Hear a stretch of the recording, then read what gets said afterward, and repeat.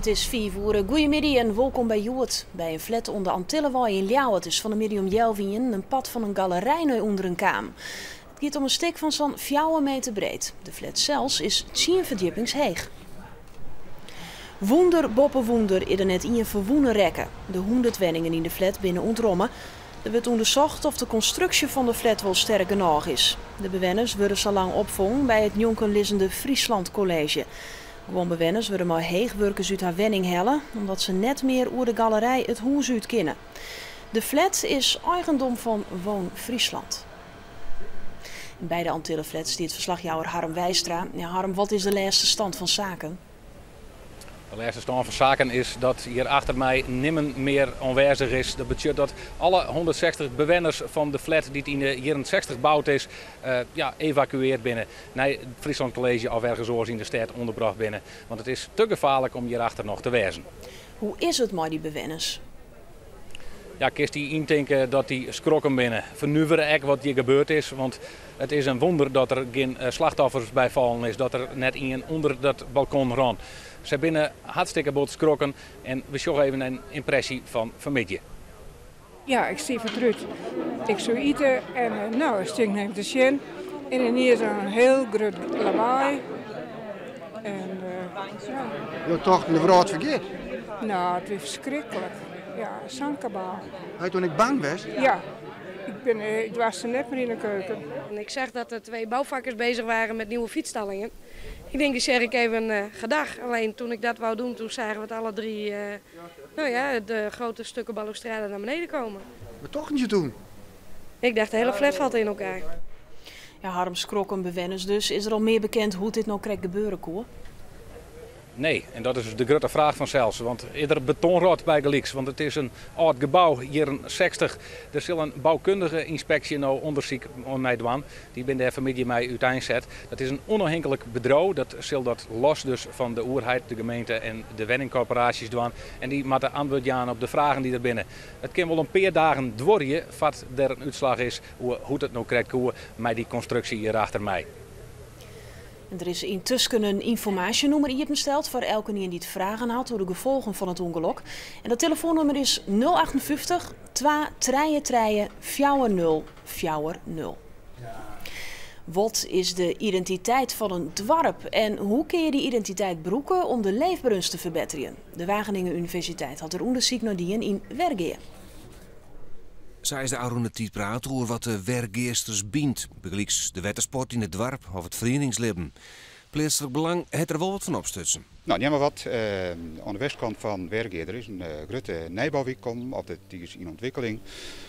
We zijn misschien al wel heel nieuwsgierig van hoe ontjouwt dat? Die nieuwe bewoners, hoe gaat het met integratie in het dorp? Kunnen we die erbij loeken of bloedt dat een wijk op zich? Nou, dat zijn wel hele wezenlijke vragen. De uitkomsten van het onderzoek moeten ik oor het dorp me helpen bij het nadenken over de toekomst en het opstellen van dorpsvisies. Een moosje van de PVV in Provinciale Steden om de afval over in Haan stil te lezen had het net helle. De PVV hier de moosje mooi green links in stiepen terug de SP. Omrin draait op dit stuit proef in Haans en er halen meer dan 60 uur een steuring west. Nevens de partijen, zo deputaire Galema, dan nevens de wet de oven stil is een matte. Wat hij de hele tijd doet, ik vergelijk het met een auto. Je mag 120 rijden, krijg zoals maar die 60 uur. Maar hij zegt ja, 150 mag ik wel. En straks mag je wel 180 de omrin. Wat is dat nou van handhaven? Dit lijkt nergens op. Naast de PVV, GroenLinks en de SP stemde ik het 65 voor de moosje. Maar met alle stemmen voor en 21 stemmen chin is de moosje net om. De PVV zal zien of er nog orenmogelijkheden binnen om de oven stil te lezen. Sportclub Cambuur is na een wiere thriller uitskekelen in de play-offs. Zwolle weer naar strafskoppen de baas. En daardoor speel je de Ljouwerters ek takken seizoen in de eerste divisie. De wedstrijd begint nog goed voor Cambuur. Dit is nog 13 minuten. 1-0 terug Mark de Vries.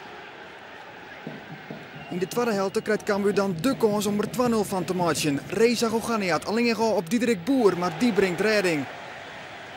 En dan komt Cambuur zwier onder druk te staan en de 1-1 kan het uitbluwen en hij valt via Albert van der Haar. En dan slaagt het Nederland daar in de blessuretijd. Jannik Wildschut, prachtige pegel en het is 2-1 voor Zwolle. En dan draait het uit op strafskoppen. Bij een stand van Saint-Sais mag Dennis van der Wal net meer missen, maar hij docht dat vol. En dan is het oer voor Sportclub Cambuur. De 5e editie van de Loop van Leeuwarden is juster succesvol verroen. Zo'n 5000 hutrenners en kuiers die in de mei en dat wie een recordaantal. En ik het waar voelt daar. 3, 2, 1, zoek! Ja! De dag begint met de Kids Run. Het enthousiasme onder de jonge sportievelingen is grut. In het var weer wat zwaar door de verwachte Rijn- en tongerbuien, maar die bleunen gelukkig uit. Voor het eerst winnen de verschillende afstanden meer uit elkaar hellen en dat voelt die goed. Het is veel meer gespreid, veel minder elkaar in de weg lopen. En zometeen start nog de 10 kilometer. Dus we hebben echt gewoon een hele grote spreiding over de dag. Dat is gewoon heel goed. Bij de hele marathon eindigt Raymond van Lunzen op het 4e plak als beste Fries. En bij de vrouwen is Mariska Kramer de beste Friesinne. Zij we twadden. En dan ben we daar onderwaarts verwachting. Joen en vannacht neemt de bewolking ta en in de kans op wat lichte rein. De wind is krachtig en komt uit het zuidwesten ontwesten. En het is een graad als 11. Morgen is bewolking, maar kans op een spotje rein. Letter op het dag breekt de zinnen terug en het wordt maximaal 17 graden. En ontzag voor het nijs in het kwad. Dadelijks heer en boppenslag. Joet er weer om 6 uur. Graag om dan, of oors of est, een opvloekje om verder.